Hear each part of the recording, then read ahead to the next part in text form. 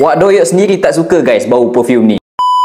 Ramai sangat tak suka dengan perfume Moschino Toy Boy ni. Bagi aku perfume ni memang sangat-sangat unik dan ianya merupakan perfume love or hate. Salah satu sebab kenapa aku beli perfume ni adalah kerana botol dia memang sangat-sangat unik. Macam yang korang tengok sekarang ni, botol ni bentuk macam teddy bear guys. Dari segi bau, perfume ni memang pure bau bunga rose. Lepas tu dry down tu ada bau macam herba-herba yang datangnya daripada cengkeh macam tu guys. Bagi aku memang sangat-sangat unik, plus ianya memang sangat seksi lah. Tapi aku tahu dekat sini ramai sangat orang tak suka. Even Wak Doyok sendiri tak suka guys bau perfume ni. Memang sangat-sangat suka dekat perfume ni. Tapi tak apalah, lagi ramai tak suka lagi bagus. So that biar aku seorang je yang pakai. Plus dari segi longevity guys, perfume ni memang sangat-sangat top notch guys.